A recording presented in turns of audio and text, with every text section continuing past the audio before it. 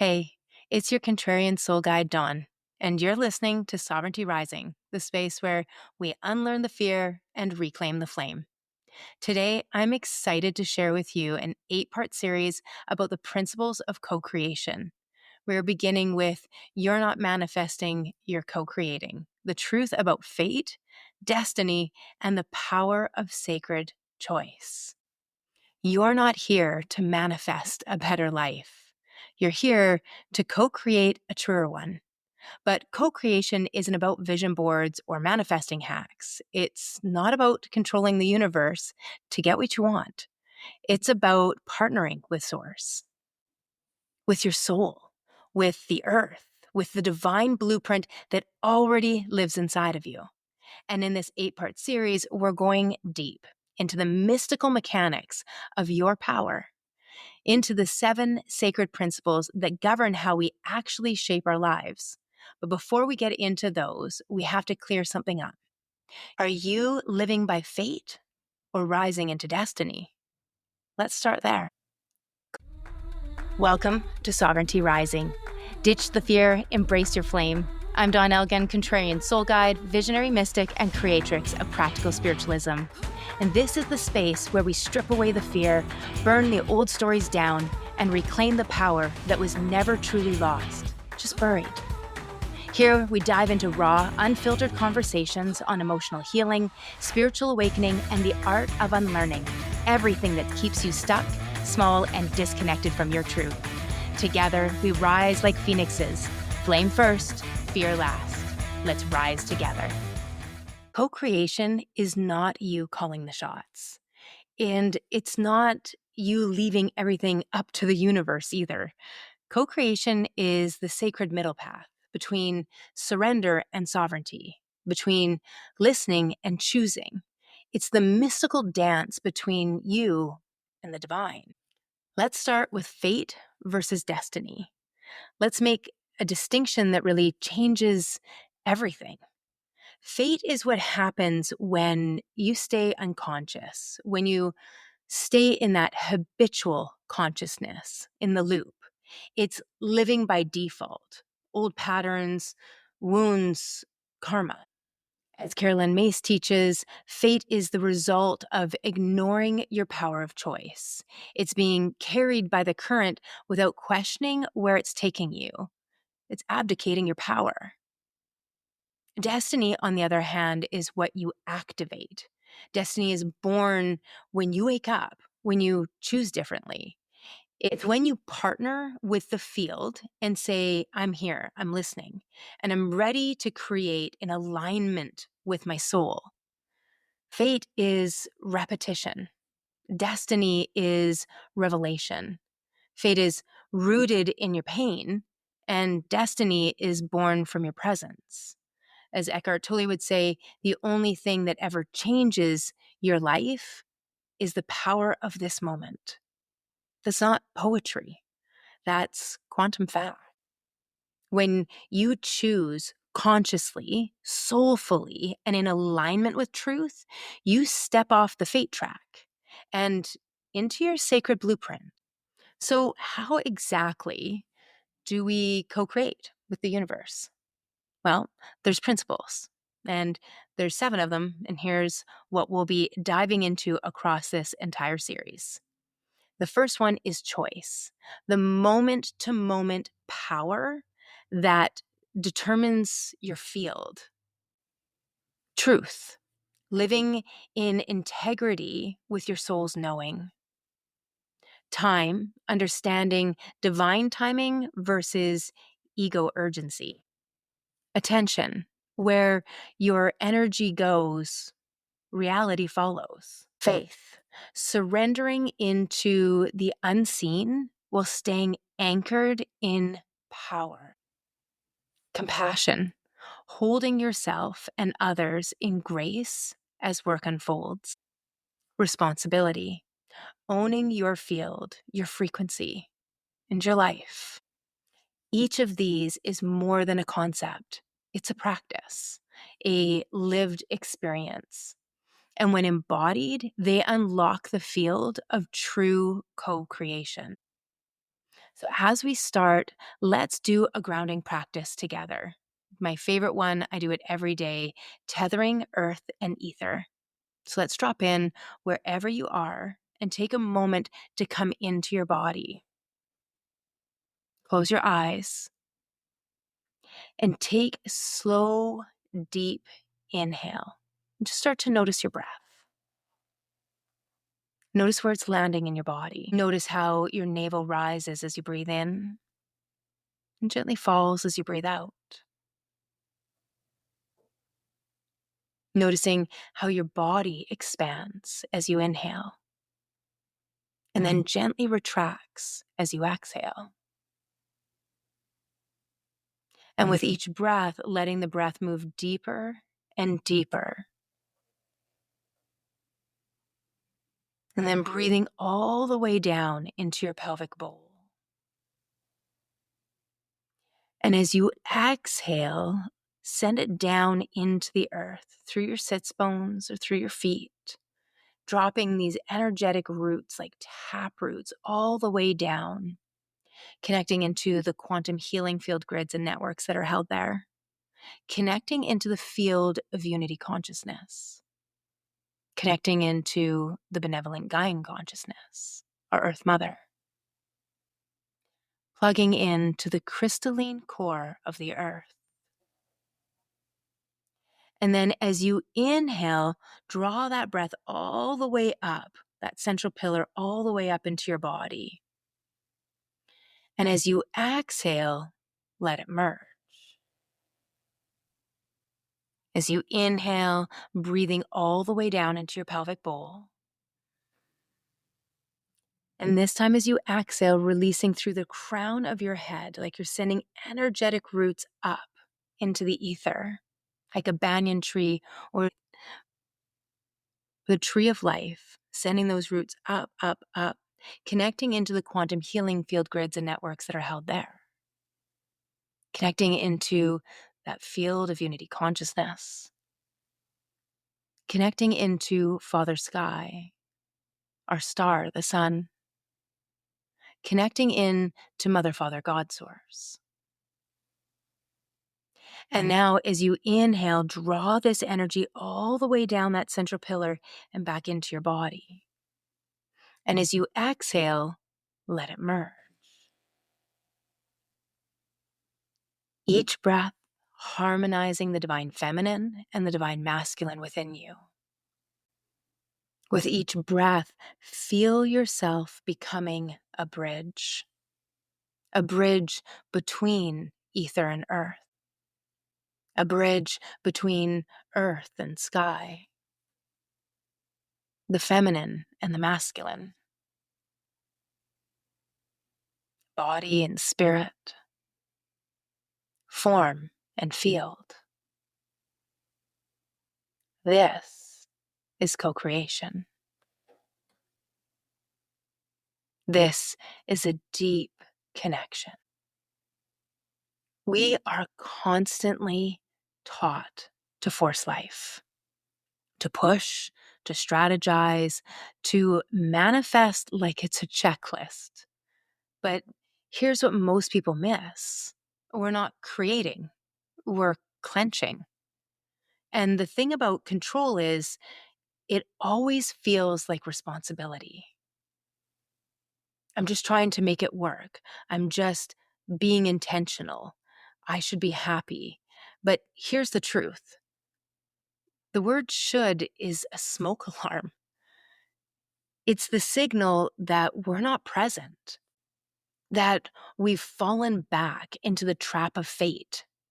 I look back now on so many chapters of my life, relationships I stayed in long after my soul had left the room, friendships that turned into performance pieces, career choices that made sense on paper but felt like cages. And I can see so clearly that I was creating suffering, not destiny, because I wouldn't let go.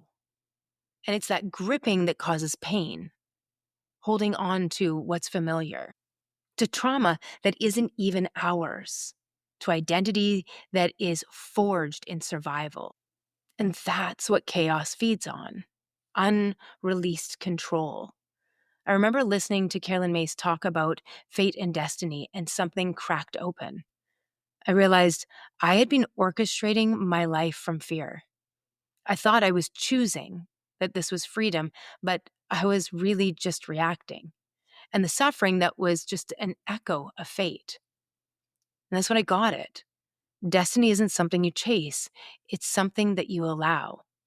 Surrender doesn't mean giving up. It means that we stop. We stop trying to outsmart God. Michael Singer says, the moment unfolding in front of you has taken 13.8 billion years to arrive. And we think we can improve on that with a to-do list and a white-knuckled prayer. No, we can't force our way into destiny, but we can release our way into it. And it's a daily practice, one that I'm definitely still walking. I originally came into the principles of co-creation listening to a book by Carolyn Mace. And I remember at the time, it was a book that had showed up on my phone. It was actually not a book, it's a recording of a live workshop that she did called Advanced Energy Anatomy. And I remember listening to it, not understanding why this book had shown up in my life. I wasn't into energy work. I didn't understand what was trying to be shown to me. It was a book that had shown up on my phone, and I'd never even heard of Carolyn Mace. And here I am listening to it. No other book works other than this one on my whole Audible. I'm listening to these principles of co-creation. And as I'm listening to them, there is this incredible discomfort inside of me. Every single one of them was like truth bombs landing all around me. And part of me deep inside knew, I'm like, oh, this isn't just real. Like, this is a problem. This is a problem because this isn't how I'm living. It's maybe I would try and I thought I was doing it. But then when you really look at it, you're like, oh my goodness, this is nothing like what I have been raised, not just by my own family, but by society. I hadn't been raised to even consider the things that we were talking about. And all of a sudden, here I am listening to these, and they would become the basis of everything else in my life. These 7 principles would end up being the starting point of everything else that's going to come afterwards. They became like the base layer, the thing I needed to understand to be open to everything else that was coming. I listened to this book probably 4 or 5 times, trying to retain it, trying to understand it. At the time, I had a brain injury, and so I couldn't retain the information very well. I remember, I'd listen to it slowly, I'd type them out, and I would like listen again, and then I'd pause, just trying to correlate it into my own life. And it's funny because every single one of these, as I started writing my book, I was writing on these because they were my starting point. They were, for me, the beginning of understanding sovereignty, personal sovereignty, self-sovereignty. And as I was listening, every single one of these, I'd be like, oh, this is my favorite. Oh, this one really shook me. And it's every single one of them, and all for a different reason. And they've all come into play at some point in the last 7 years, where they're like the chapter title. It's like, here we go. Let's bring this one into life. And notice how they all interweave together. It just became the groundbreaking work for everything, and it cracked me open. And I cannot wait to share each of them with you, because each of them has had a massive impact on my life. They've had a massive impact on what we call our healing journey. And I now am starting to really recognize that it's our unlearning journey. It's this releasing and letting go. So many of the things that we think we need to heal from, we're not broken. It's like they're just illusions that are covering us up. They're a thick layer of sludge at the top, and there's all this beautiful, clear, crystalline water underneath it. And so when we're looking at ourselves, we think, oh, look at all of these things wrong with me. Look at all of my sins or my errors, all these mistakes. And none of it's real. They're experiences we've had, even things that we have contributed to. We've created our fate. And that's what fate is. Fate is this pushing, this forcing, this hustle. All of that is what creates fate. And when we're in destiny, we're in this beautiful experience of allowing life to unfold in front of us. It's being in tune with Zen, with the great teachers of Jesus and Buddha. They all talked about this beautiful power of being completely present, to live with faith and trust, and to not get sucked into the drama of our neurotic inner roommate, our psyche, our ego, which really starts to control our mind. And as we start to let go of these things, it's really just letting go more and more and more. Because if we don't, we'll be dragged around by all of our dramas and traumas for the rest of our life, and we'll create fate. And if you think of fate as being fatalistic, it's when we create chaos. Whereas destiny is this such a beautiful unfolding, like a flower that unfurls. And we have no idea what's in the center of it. And because we don't have any idea, there's this part of us, if you're thinking of it from a physical place, it's like the amygdala, that little screaming almond of terror, our own personal Chicken Little. And it's just like, oh my God, the sky is falling, the sky is falling. And it's not, it's just a shooting star. There's so much beauty that is all around us, and we miss it every single day because we are so busy looking around us into the past, into the future, thinking that we know what's going to happen next. And even if we don't, we miss so much planning for things that could happen. And in all that planning, we're not here, we're not present. And we're spoon-fed it. We're spoon-fed it every single day. And we don't need it. What we need to do is soften and let go. In Zen practice, there's so many different parables of an experience happening, something good or something bad. And it comes to this, great master, and they're saying, oh, that's so terrible. And they're like, maybe. Oh, that's so wonderful. You're so lucky. Maybe. Because we never have any idea if something's good or bad until it's past. And so the key for each of us is to stay present, to be in this moment. And the mind's going to be screaming, I like this, I don't like this, this is good, this is bad. But if we stay totally present, grounded in ourselves, we do our practices, we do our rituals, and we keep coming back. This is a practice for a reason. It's a practice because we've been taught to pretty much do the opposite. And now we need to practice a new way of being. Instead of the forcing, the hustling, the doing, it's not that we're not participating. We are.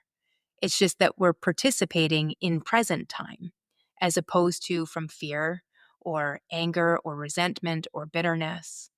We start to watch something and we can hear the mind going, this is terrible, this isn't fair, this isn't right, having expectations and judgments. We'll get there on that one.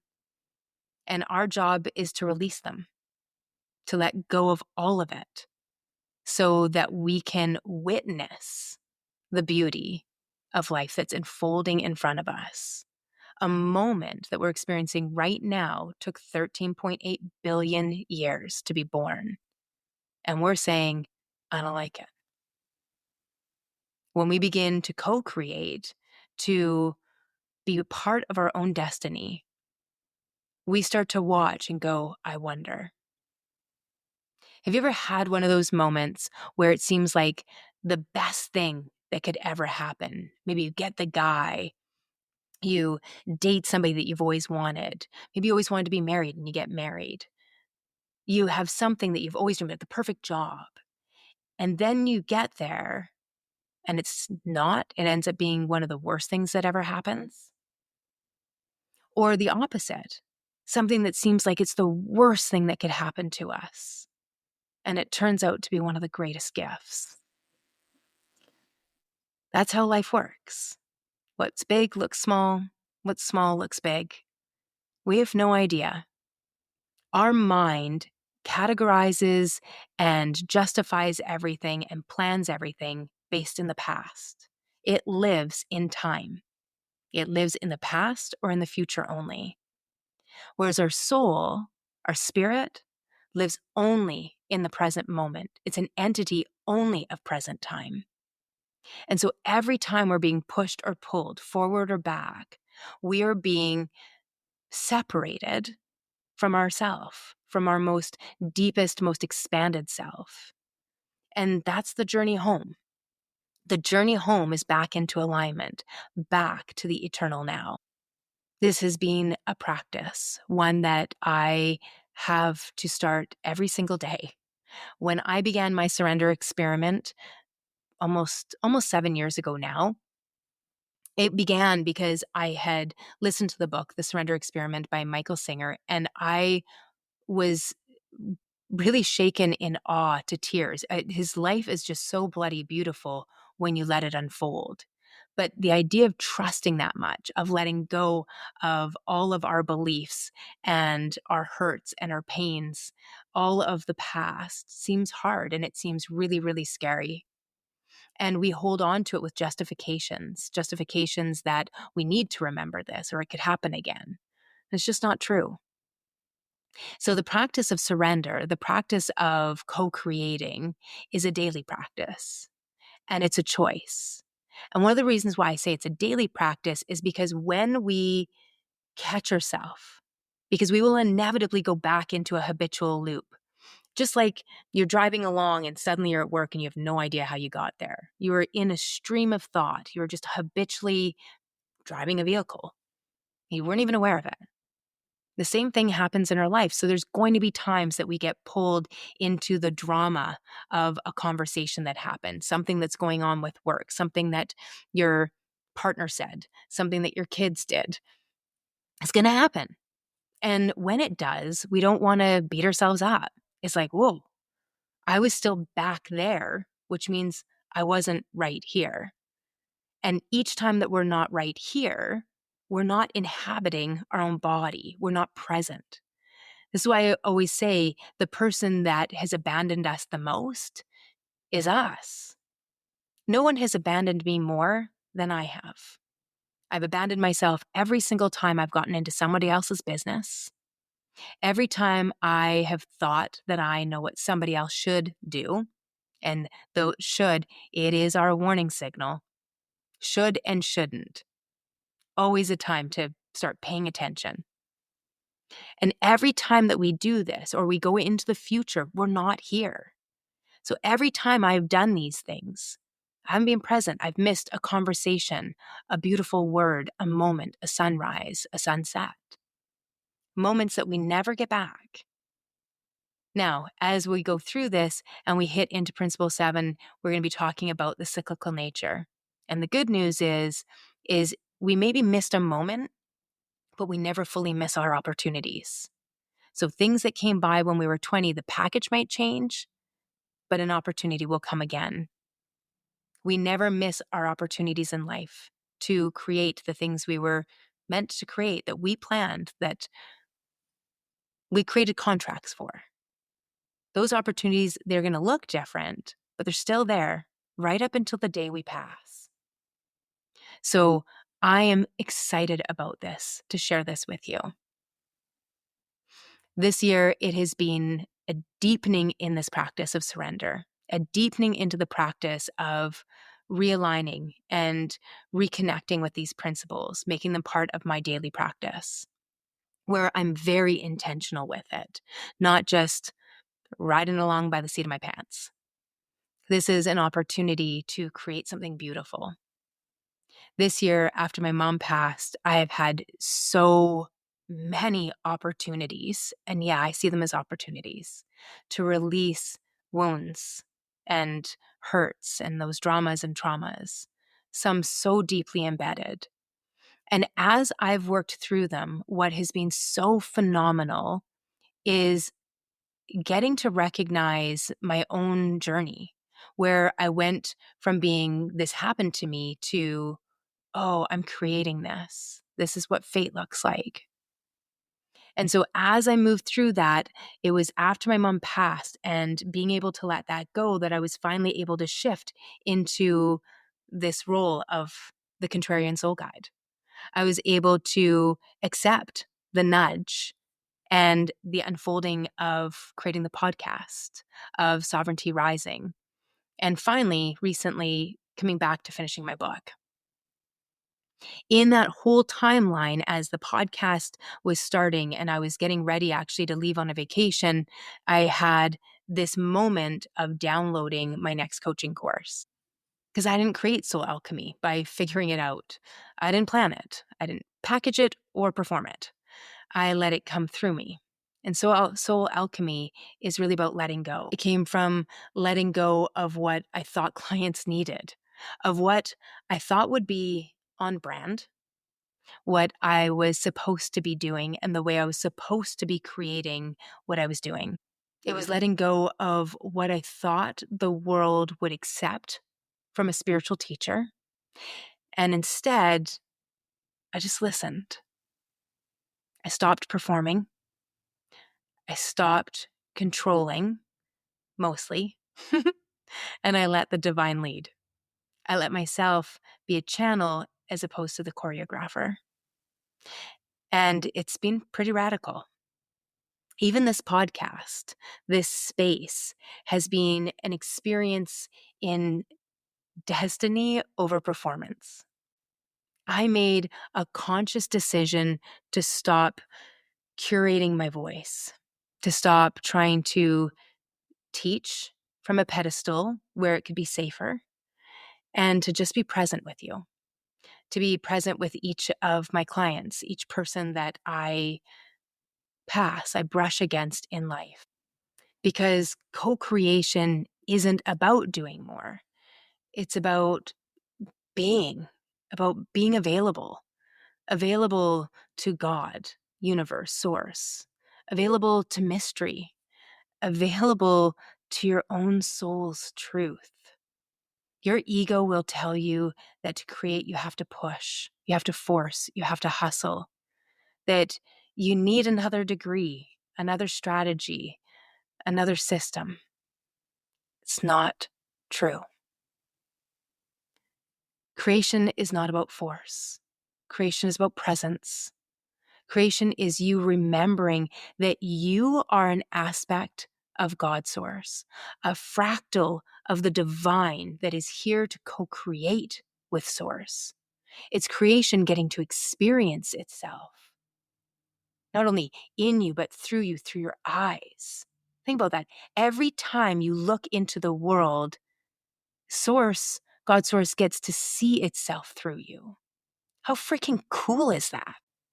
And every time you grip, control, or perform, you cut yourself off from the exact life you are destined for, the exact life you were designed for.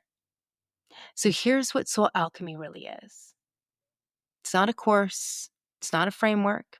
It's a sacred 12-month container for the woman who's ready to live from her truth, to stop performing and start co-creating, to root in presence, to remember the divine, and to awaken the power within her that has always been there.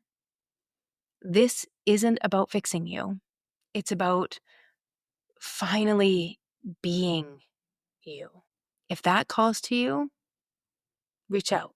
You can always book a free, no pressure sovereignty session and just see if it's a good fit, if this is the right thing for you at this time in your life. Feeling into what's real. I'm going to leave the details in the show notes. This is the moment the one you stop performing and start creating your destiny. You are not broken. You are not too much. You're remembering who you've always been. I am so excited to be on this journey with you.